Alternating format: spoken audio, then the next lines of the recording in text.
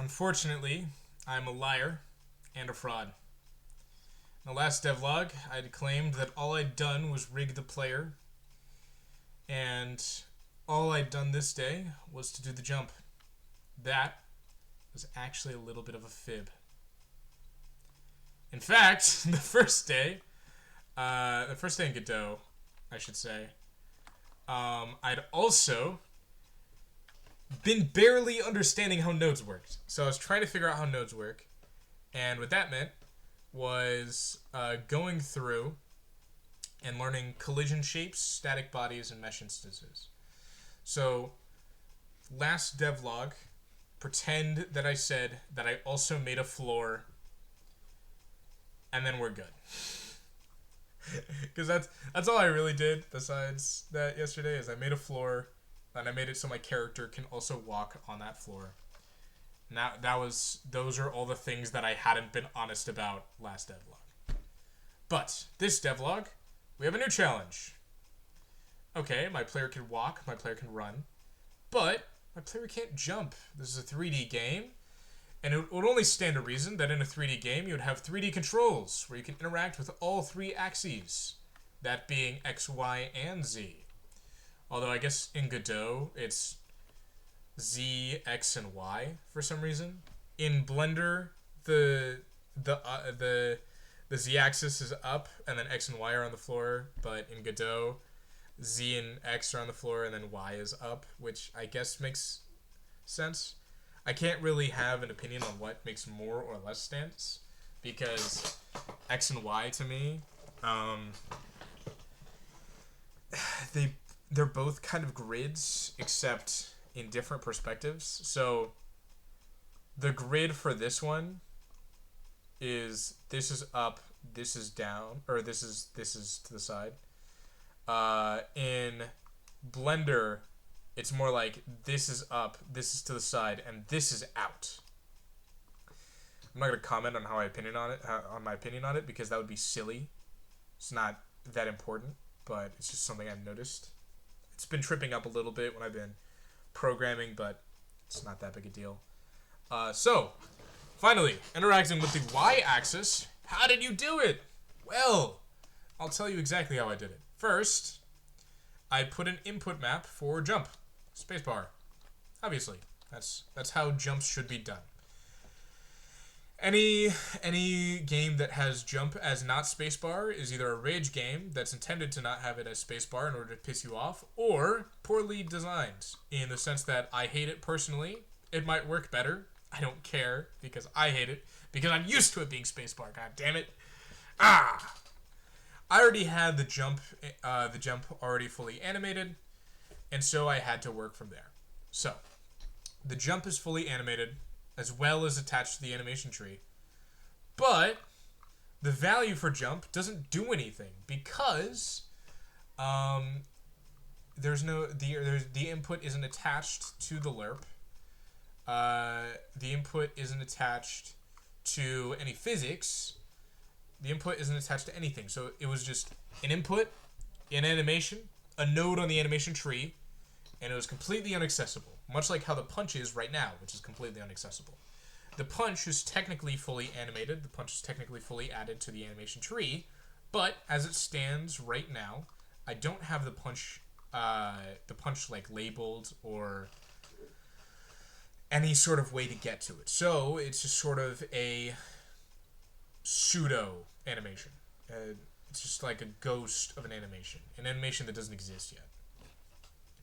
Hooray. I decided today I wanted to make it work. So how did I do that? Well, besides doing the inputs, we have to talk about the physics. What happens when you press jump? Well, if input action, just press jump, and can jump, apply central impulse vector up times jump force. Jump force is an export variable. I set it as 10. I think 10 is comfortable for me. I might change it in the future. Who knows? But, so, what is can jump?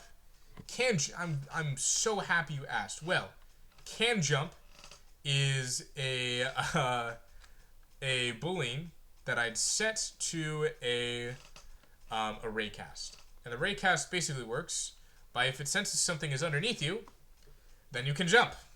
If something is not underneath you, then you can't jump. And that is how the Boolean works. And in fact, if you can't jump, then you are falling, which is a different variable that I set as a Boolean. Falling I'll get to later, because jumping and falling are actually two separate things in this, which is a little bit silly. Don't worry about that. I'll talk about how I did it later. So, if can jump, and input is press jump, then you jump. Very simple. Then it was just a matter of getting the input set. And then I'd run into an issue.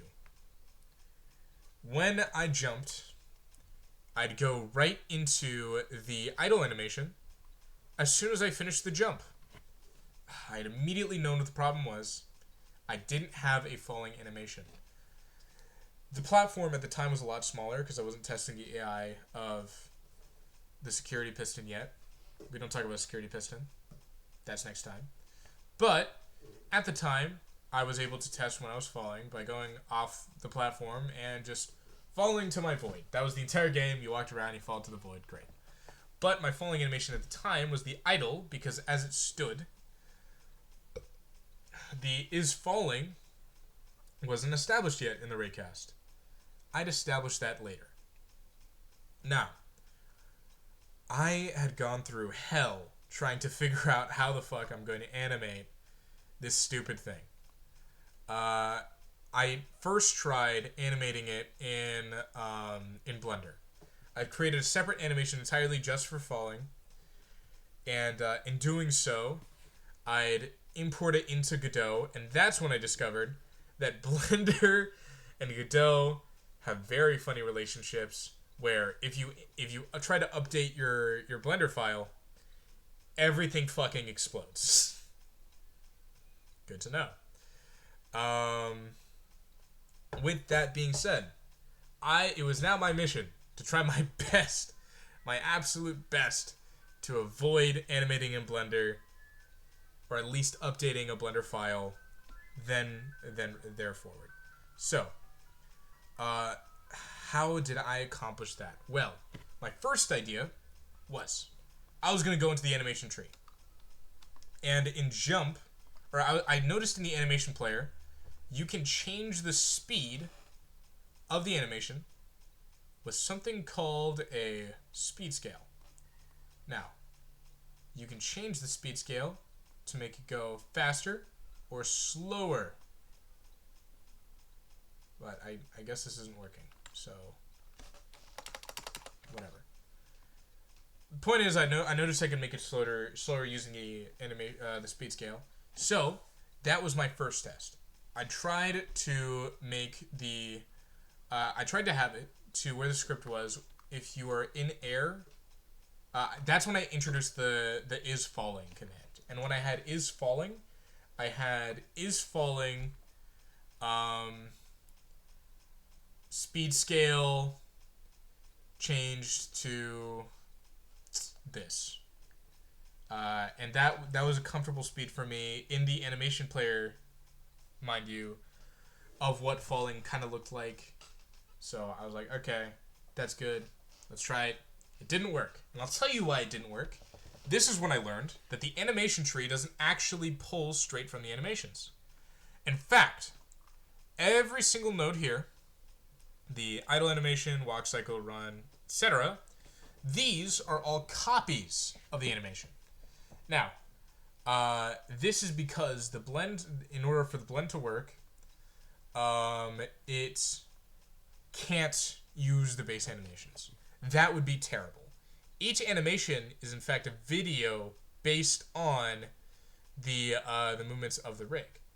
And in order for the blend to work, it has to be able to break that rig however it so pleases.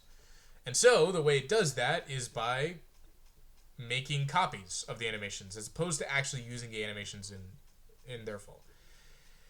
When I learned that, boy, I was upset. Because I didn't know what to do from there.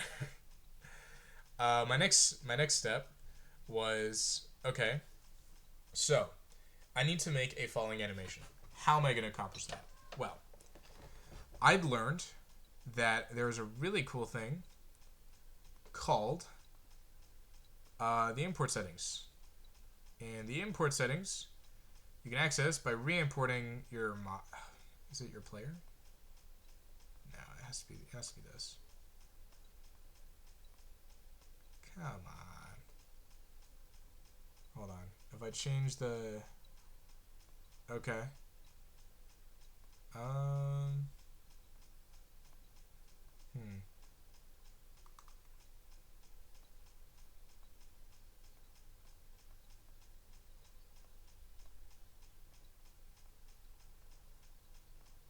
Hmm. Okay. This is not working how I'd like. So, I'm going to go into the model. I'm going to... Oh, there we go. Advanced. And here you can see the advanced options for the model and the animation player. Now, the animation player has something called slices. And you can create as many slices as you'd like. And these slices will create a brand new animation that starts on whatever frame you like and ends on whatever frame you like. Boy, was I excited. When I found this out, that was the immediate first thing I tried. I had a slice that was the entire cut, and I had a slice that was just one frame. And that's when I found out slices don't work on only one frame. They have to at least have two. And because they have to at least have two, it had a falling animation that was super jittery, where it would bounce between the two frames, and that's all it would do. And that made me very disappointed. So, my next step from there was ultimately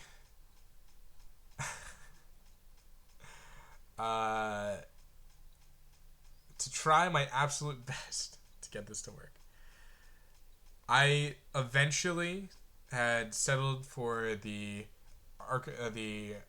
Occam's razor approach of just animating the fall separately in Blender, which took a lot more time than it really should have, because exporting from Blender to Godot is actually my own personal hell. But now I had a fall animation and a jump animation and logic that was very simple and easy for that jump and fall. This log is probably going to be shorter than the other logs because ultimately today was really a lot of trial and error. Since I'm not actually showing you what I did because I'm recording this in post, you won't be able to see, but I spent about 10 hours trying to figure out this stupid fucking falling animation and failing miserably. And that hurt on a personal level deeper than anybody could ever imagine.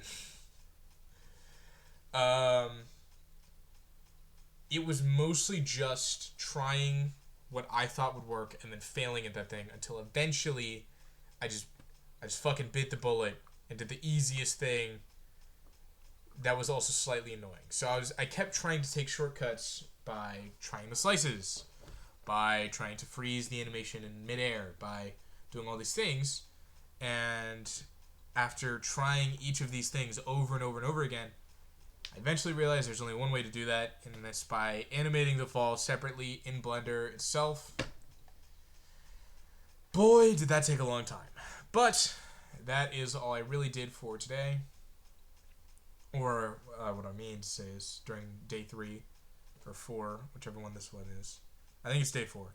So that's all I really did during day 4, and that's why today might seem a little bit less intense or interesting, a little bit less all that. So I will see you during the next devlog, which for me will be probably a minute from now. For you will be whenever you so desire. I'm not not the boss of you. Nobody's the boss of you. Do whatever you want.